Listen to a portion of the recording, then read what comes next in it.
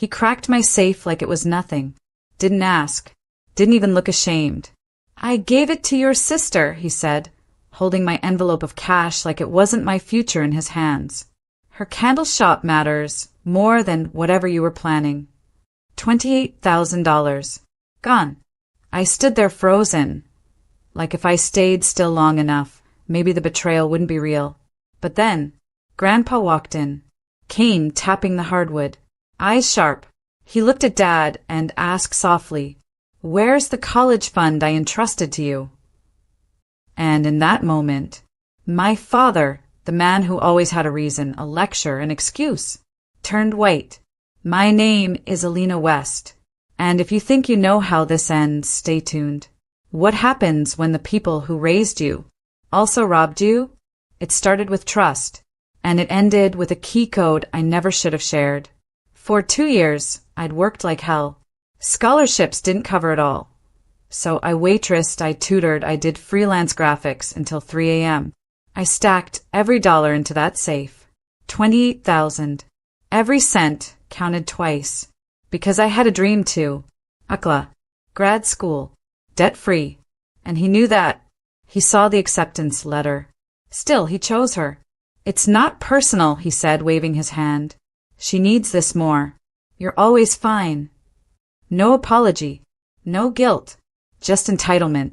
But then Grandpa stepped in. His voice low, deadly calm. That was her money, Frank. And some of it was mine. Remember the check I gave you to hold, just in case? Dad's throat clicked when he swallowed. That's when I realized. He didn't just steal from me. He'd stolen from him, too. And suddenly I wasn't alone. I didn't yell. Didn't demand it back. I just sat down. Smiled. Because the chaos? It had only just begun. Dad stammered. The college fund? I used part of it to help get her started, just a loan. Grandpa didn't blink. Didn't flinch. Frank, that wasn't yours to loan. Silence. The kind of silence that only lives between a father and son, when one has just exposed the other. My mother walked in next, holding laundry like a shield. She sensed the tension, looked between us. What's going on? Grandpa turned toward her slowly. Did you know he opened Alina's safe? Took her savings? Used the fund I gave him to float a candle business? Her lips parted, but she didn't deny it, which meant she knew. All those times she said, "Don't make a scene, just let her have her moment." She wasn't keeping peace. She was keeping secrets. I stood up, still calm. This isn't just about a candle shop. This is about every time you told me I was selfish for wanting a life that wasn't dependent on handouts. Every time I got told to wait, to understand, to sacrifice. My sister wasn't home. She was probably at her new studio, filled with jars I unintentionally funded. Probably telling her friends, "Dad believes in me." He believed in her. He believed so much. He gambled with 2 generations of trust. And now, Grandpa sat on the couch, pulled out his old leather notebook. He flipped pages until he found the one marked, College Alina. He pointed to the figure, $15,000. That's what I gave you. In good faith. For her. Dad rubbed his face. I thought I'd put it back before she noticed. Before I noticed. As if I was just supposed to keep working, keep saving. Never realizing the foundation had already been pulled from under me. I didn't scream. I didn't cry. I just pulled out my phone, opened the camera, and snapped a picture of the notebook page with Grandpa's handwriting. Proof. Because I knew this story was about to spiral. And when it did, I wasn't going to be the one caught lying. By morning, the house was whispering. My mom cooked like nothing had happened. Eggs sizzling, radio humming. But her eyes didn't meet mine. Dad had already left. Or maybe he was hiding. And Grandpa, he sat in the sunroom, sipping black coffee, flipping through old ledgers like they were evidence files. I joined him, silent at first. Then he said, "I trusted your father with something sacred. He turned it into a favor." I didn't say anything. I didn't have to. He looked over and added, "And you never asked me for a cent." That stung more than anything, because I had my pride. I didn't want to be another hand outstretched in the family. Didn't want to be like her, my sister, the golden one, the dreamer, the girl who always failed upwards. While I rationed gas money to get to work, she got fresh paint, artisanal wax, and branded packaging, all paid for with stolen hope. "You think I should confront her?" I asked. Grandpa shook his head. "No.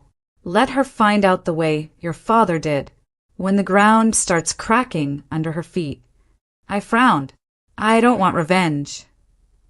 He smiled, slow and sad. "You don't need revenge, Alina. You just need truth. And maybe a little exposure." That word, exposure, stuck. I opened my laptop, started digging through the transaction history. The safe was mine, but the envelope inside, labeled in my handwriting. Photographed, thank God, months ago. Time-stamped. Tagged. I still had the email receipts too, from every gig, every freelance job.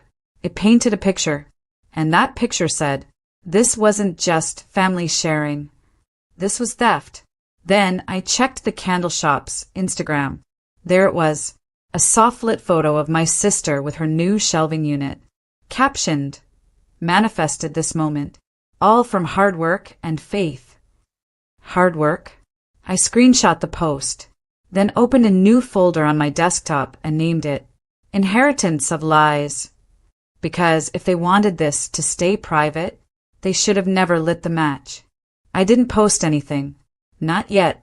Sometimes silence builds more pressure than noise. But I did start sending a few quiet messages to the scholarship fund director who once asked me to speak about financial resilience, to the nonprofit who'd featured my sister's business as a self-made, female-owned success, to the community college my sister claimed she dropped out of to follow her passion. I didn't accuse. I just asked questions, linked a few receipts, let the truth ripple slowly. That afternoon, I got a text from her. "Hey, smiley face. Can you come by the studio today? I want to show you the new candle line. Also, just wanted to talk." Talk. Funny how that always happens after the dam cracks. I went.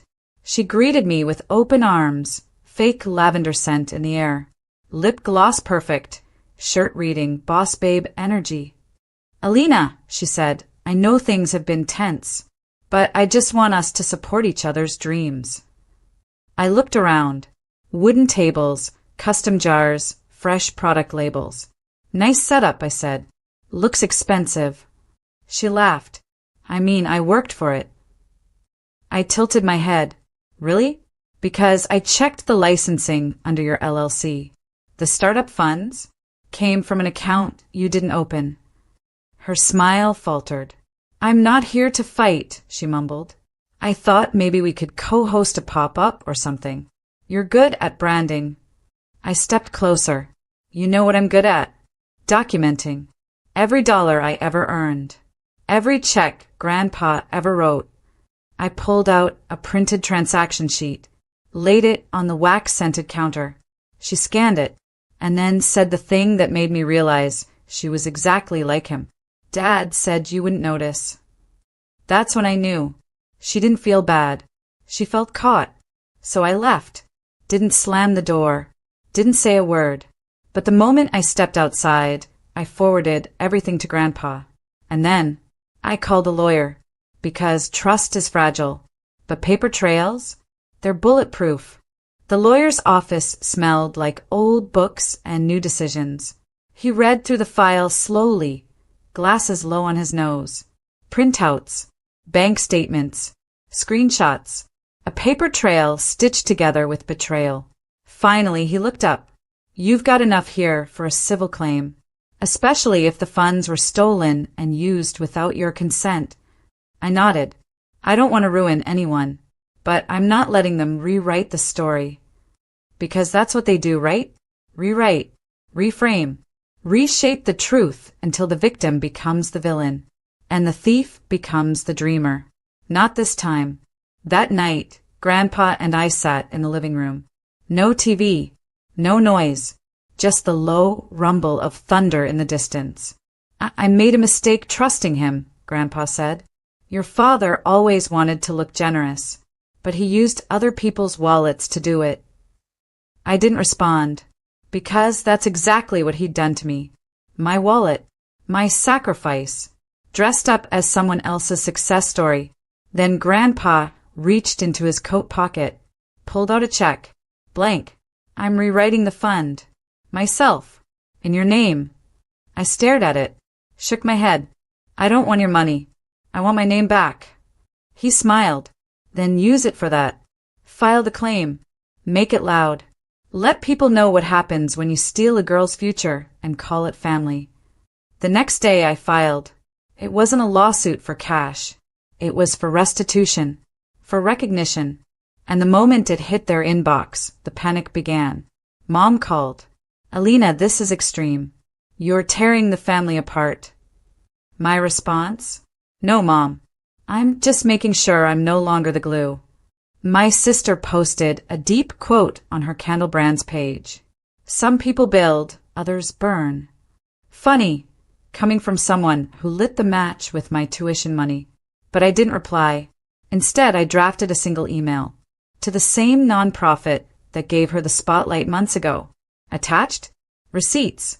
By morning, the nonprofit had responded. Thank you for bringing this to our attention. We had no idea the funding source was misrepresented. We're pausing all collaborations until further notice. I stared at the email for a while. Not with joy, not with revenge, with relief, because it meant I wasn't crazy. It meant the world was finally seeing what I'd been whispering into pillows for years.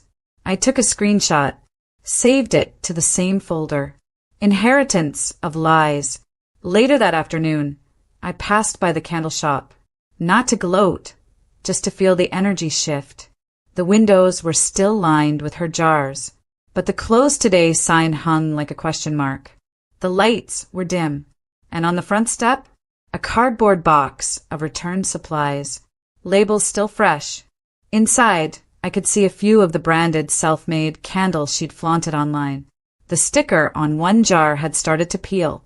It felt symbolic. I didn't knock. I didn't need to. 2 blocks away, I sat at a coffee shop. Grandpa met me there. Ordered black. I ordered iced, extra sweet. I heard she's losing suppliers, he said, reading my face. I nodded. She overpromised. Turns out you can't build a business on borrowed lies.